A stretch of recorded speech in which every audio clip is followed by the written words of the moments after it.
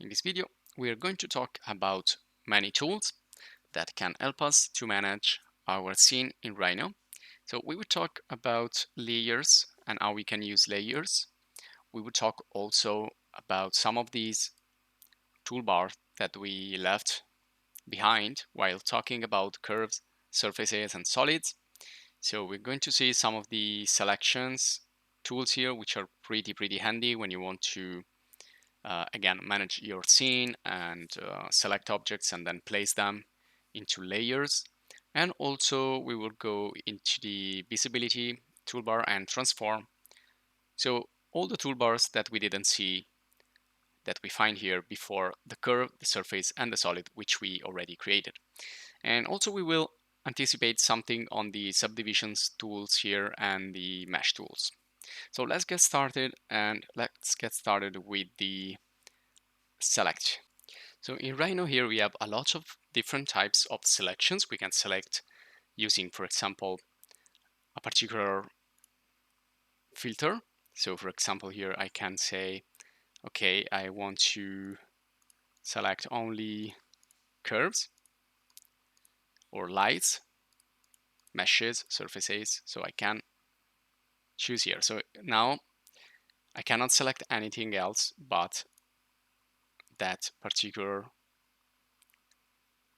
thing, which are curves, and you can place these here on top of the interface. So if I go here and select everything, it's only going to select the curves, and you can do this filter with any other types of objects. Now you can also disable the filter, and now it's going to select everything again.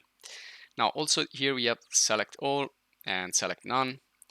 That's the filter. You can select, for example, something and then invert the selection, and you can select the last created object, and here you can select the named selection panels, so you can save selections basically. So if I go here and save this as selection 1, so each time I need that selection I can go back here and select those. And you can also select previous selection. You can select by name. Now you can see here we don't have any object named object, so what we can do is give names. So if I select this one here and go to the properties panel and say this is a smartphone, okay, so when I go back here in the selection by name, I will find a list of names, and then it will be easier to select the object that I'm looking for. You can select by ID. You can select exact duplicate of particular objects. Let's try this one here. Let's see if we have an exact duplicate. Apparently not, but you understand the command there. Or select by color. Now again, we don't have any color right now, but you can see how many different ways you can select. Now this one here is select by layer, and again, I don't have any layer here already set up, so I'm gonna show you how you can manage layers in just a minute, and then you can select that object by the layer. You can also select directly through the layers panel here when you have set up a little bit of the things in your scene. And you can select points, you can select instances, blocks, you can select hatches, dimensions. So these are all different type of elements that you can create here in RHINO. Now, for example, this one, we can do this real quick. It's a select by group name. So for example, I will select this group of objects and create a group from here. So if you click here, this is gonna be a group. And also you can expand the group toolbar. You can also ungroup, and you can, for example, create a group here and add other objects later. So I can select this one here and add it to this group, and now this is all part of the same group. Or I can remove it, and again you get the point here. Now you can also set up a group name. So press enter, and let's call this first group. Well, first, so if we go now here, you can select group by name, and that's my group. So you can see that these are pretty similar ways to select different types of objects. So now you can go yourself. Now you can see there is a difference between the standard surfaces and the select closed surfaces. You can select open surfaces and so on. So you have really select planar surfaces, really detailed ways to select. And here you have meshes and sub-D.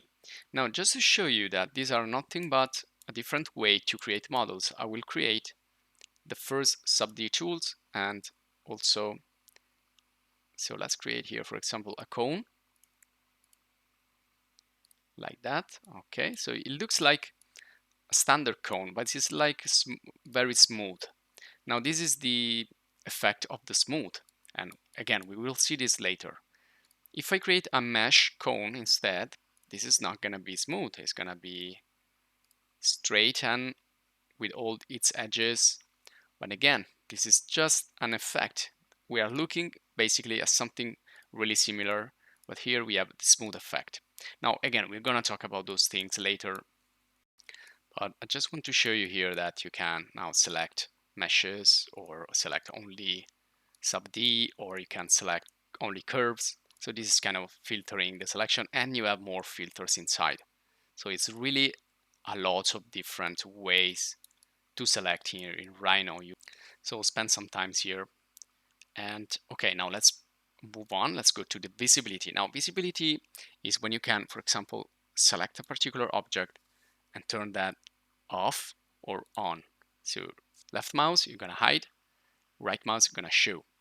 And again, this is gonna show objects, show the selected object, isolate object. Now this is also pretty handy if you want to concentrate on a particular object in your scene without having everything, so you can concentrate. You can do that with the isolate and then right click and isolate. Swap hidden and visible objects. And again, you also have other commands here for the when you use details.